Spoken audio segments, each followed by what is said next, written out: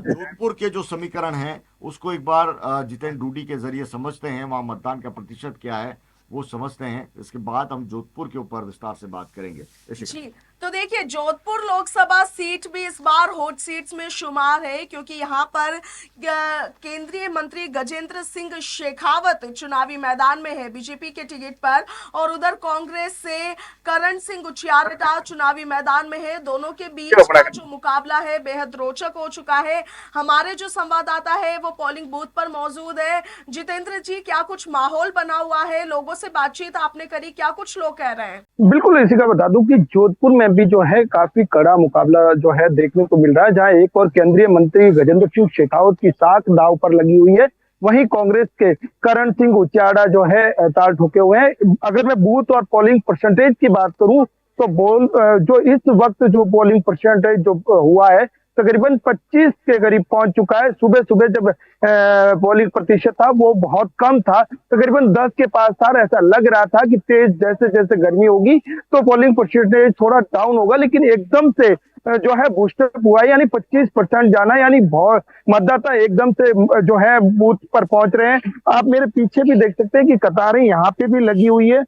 जो महिलाएं हैं वो कतारों में है, पुरुष है वो कतारों में है, और सुबह से ही ये कतारें लगी हुई है। लगातार जो है कतारें धीरे धीरे बढ़ भी रही है। जी शिका। जी जितेंद्र जी, पीछे महिला वोटर्स बड़ी संख्या में नजर आ रही है। अगर आप उनसे बात कर सके कि किन मुद्दों के आधार पर अपना वोट कास्ट करने आई है। बिल्कुल, मैं जो है महिलाओं के पास जाऊंगा, युवा है उनके पास भी जाऊंगा, लेकिन पहले महिलाओं से बात करते हैं कि वो जी किस तरीके से जो है क्या सोच के, क्योंकि देखिए इस बार क्या सोच है, किस तरीके से आप जो है आज मतदान करने के लिए यहाँ पहुंचे। हमारे लिए जो नेता होता है, जो हमारे लिए अच्छी जो निर्णय ले सके, उसको चुनाव कर सके और वो हमारे लिए अच्छी फैसिलिटी यूज कर सके। आप एक महिला है, महिला होने के नाते क्या देखते हैं देश का भविष्य किस तरीके से हो, महिलाओं के तौर पर, महिला होने के नाते ये मान। हम महिलाओं के तौर पर इसलिए ये सोचते हैं उचित निर्णय ले हमारे योग्य में,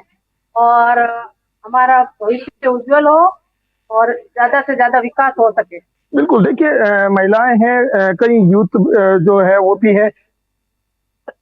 आप क्या देखते हैं, किस सोच के ऊपर आप जो है आज मतदान करने के लिए पहुंचे? हाँ, आप महिला है, महिला होने के नाते क्या कहना चाहेंगे कि किस तरह की ये आप मतलब जो मतदान कर रहे हैं, कितने सालों से यहाँ मतदान कर रहे हैं आप? काफी सालों से। काफी सालों से। देखिए महिला है, थोड़े से शर्मीले लहजा होता है महिलाओं का, और घूंघट में है, कहीं ना कहीं आप समझ सकते हैं कि महिलाओं का क्या रहता है। हमारे साथ यूथ है, आप क्या कहना चाहेंगे युवा होने के नाते, किस तरीके से देश को देखते हैं? ये मेरा ओपिनियन है कि वोट सबका अधिकार है और वोट सबको करना चाहिए, और जो नेता काबिल होगा और वो जरूर जीतेगा। और मेरा यही कहना है सबसे, और एक बहुत ही विनम्र अपील है कि आप वोट जो मतदान का है अपना प्रयोग करें और देश के विकास में भागीदार बने। एंड मैं हर साल वोट देने आता हूँ और इस साल भी देने आया हूँ। लेट्स जस्ट होप कि जो भी है, जो कैंडिडेट डिजर्व करता है वो जीते और देश के विकास में वो फिर मैं आगे अपना हाथ बढ़ाए। बिल्कुल, देश के विकास में जो है युवा महत्वपूर्ण भूमिका निभाता भी है और बढ़ा भी रहा। आप क्या कहना चाहेंगे आज? देश के निर्माण के लिए वोट देना है, देश को प्रगति पे ले जाने के लिए वोट देना है। बिल्कुल, ये महापर्व है और इस पर्व में हर कोई आहुति देना चाहता है, हर कोई जो है इसे जो है एक बड़े ही त्योहार के रूप में मना रहे हैं। जी इशिका। जितेंद्र, मैं विशाल हूं और मैं आपसे पूछना चाहता हूं, जोधपुर का अभी मतदान का जो 11 बजे तक का आंकड़ा है वो सामने आ चुका है। लगभग 25.75% ये मतदान अभी तक हुआ है।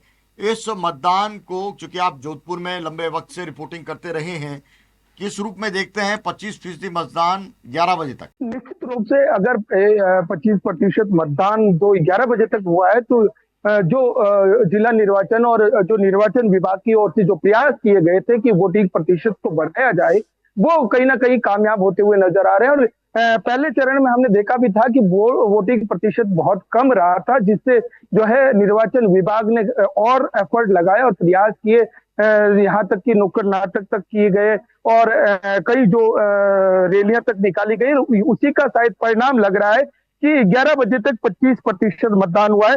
और खासतौर पर क्योंकि राजस्थान की बात करें तो राजस्थान में गर्मी इस वक्त जैसे जैसे दिन चढ़ता है तो तेज हो जाती है, और जिससे क्या है कि लोग जो है गर्मी में बाहर कमाते हैं। अगर इस वक्त 25% हुआ तो ये जो है निर्वाचन विभाग की जो एफर्ट थे वो कहीं ना कहीं कामयाब होते हुए नजर आ रहे हैं। जी विशाल और दोनों प्रत्याशियों के पूरे इलेक्शन कैंपेन को आपने देखा है, दोनों प्रत्याशियों से बातचीत भी की है। जितेंद्र, मैं आपसे समझना चाहता हूं कि जोधपुर के अंदर इस दूसरे चरण में जब मतदान हो रहा है, जोधपुर बहुत महत्वपूर्ण सीट है, प्रतिष्ठापूर्ण सीट है। दोनों उम्मीदवारों के इलेक्शन कैंपेन में कौन कौन से ऐसे मुद्दे छाए रहे? बड़ा सवाल ये कि क्या जोधपुर की जो बुनियादी समस्याएं हैं वो मुद्दा बन पाई हैं?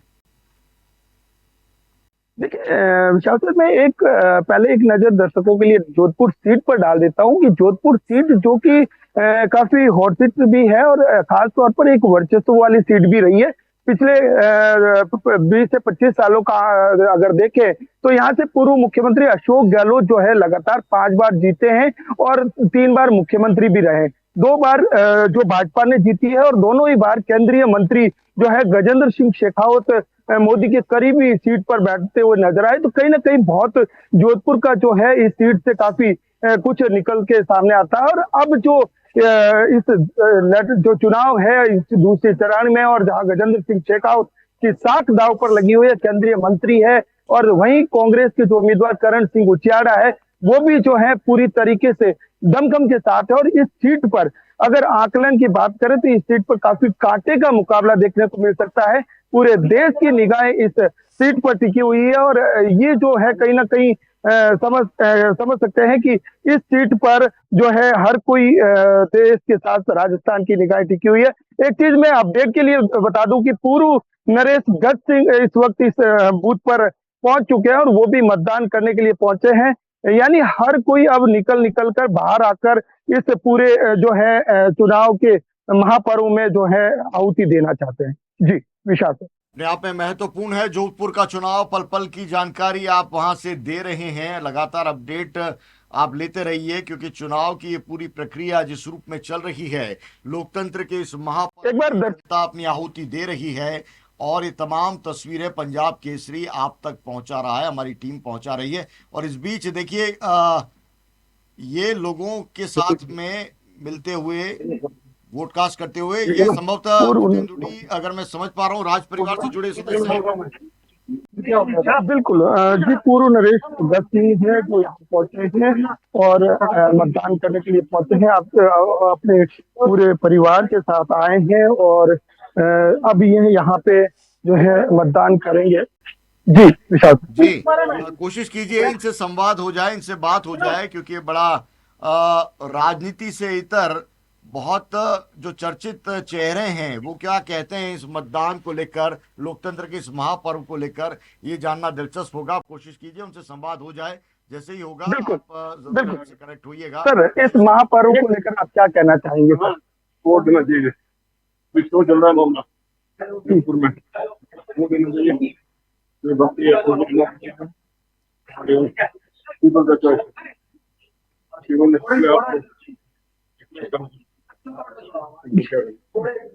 बिल्कुल विशाल सर, इस पर्व को जो है बिल्कुल जो है वोट देना चाहिए, ये अपील करते हुए नजर आए। पीछे महारानी जी है, वो भी साथ है इनके, और दोनों ही जो है इस वक्त इस बूथ पर पहुंचे हैं मतदान करने के लिए। रातनाडा स्थित राजकीय उच्च माध्यमिक विद्यालय है जहां पर ये पहुंचे हैं और अब वोट कास्ट करेंगे। जी विशाल सर। जी, जोधपुर राज परिवार से भी चुनावी राजनीति के अंदर लोग उतरते रहे हैं और चंद्रेश कुमारी का जो चुनाव है वो हम सभी को याद है, राजनीति में जिस रूप में जोधपुर में उनको टिकट मिली और चुनाव जीते। हालांकि अब जोधपुर की राजनीति में कितनी सक्रियता आपने देखी है जितेंद्र जी?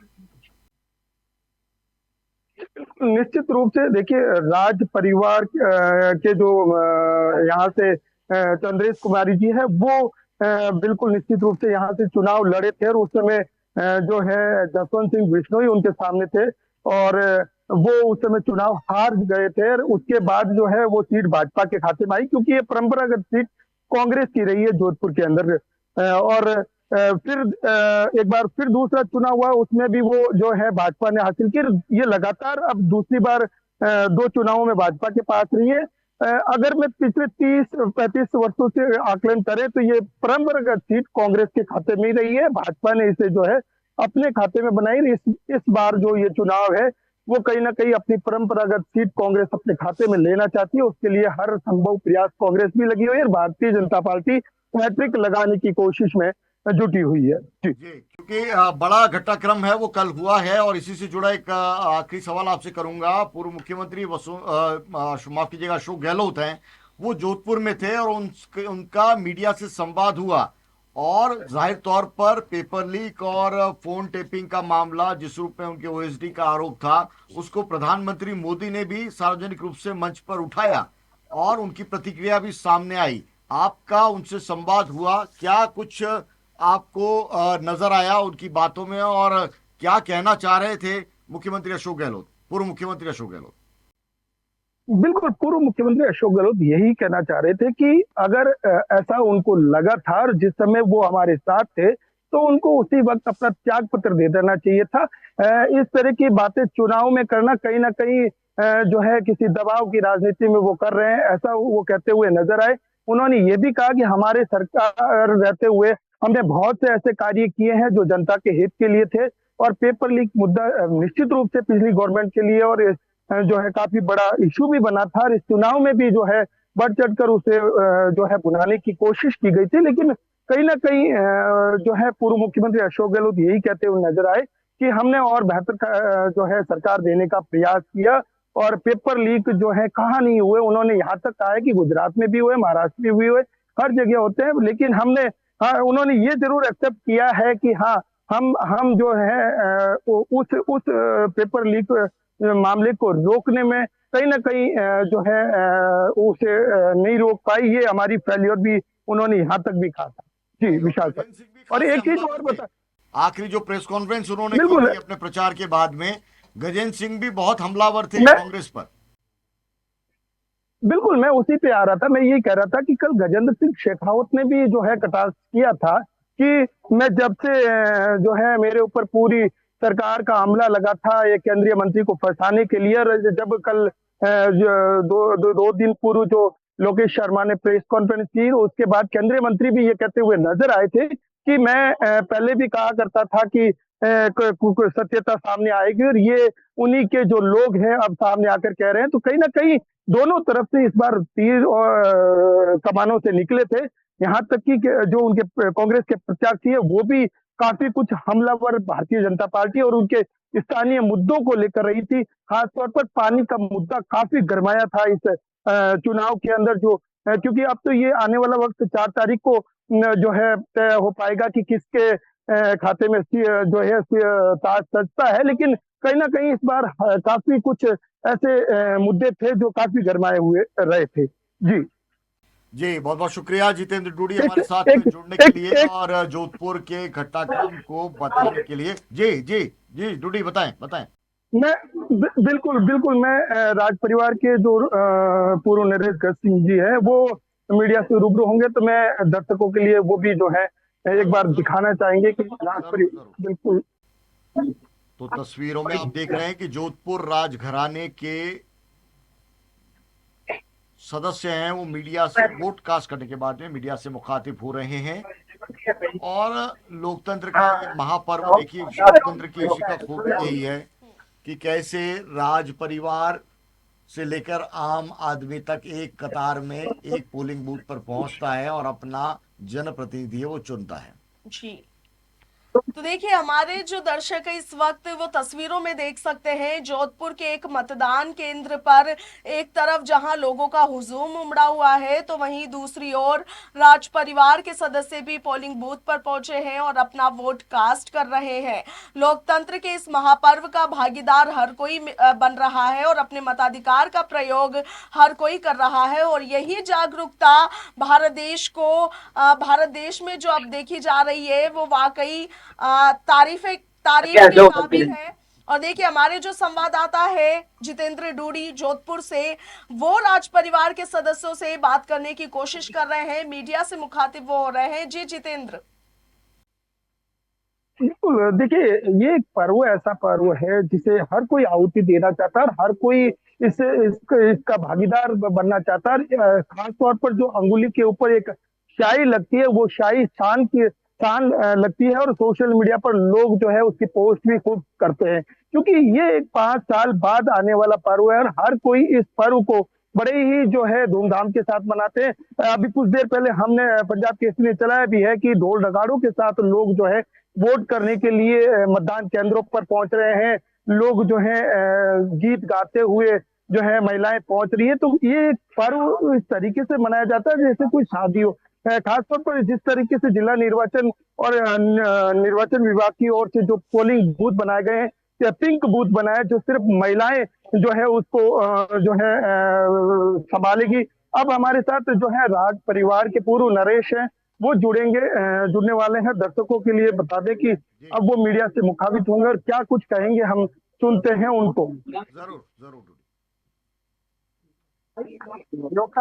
ऊपर अच्छा सर, आप सर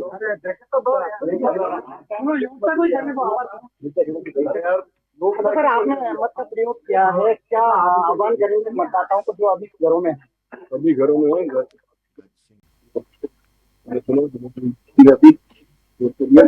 और देना बहुत जरूरी है। कंपेन करते हैं आपका वोट नहीं देंगे और आप नहीं लगाएंगे, नहीं होगा। तो सबका अधिकार है वोट देने के लिए और मैं इसके दोबारा नहीं होगा। और ऐसे लोग लीजिए जो आप समझ करो जो आपका काम करेंगे, ईमानदार है और जो मन से काम करेंगे और ईमानदार से काम करें। हमारे जोधपुर में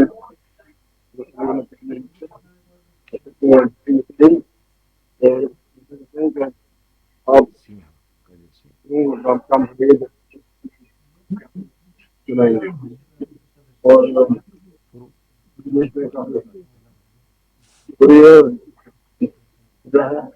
तो इससे सरकार हो ये अपनी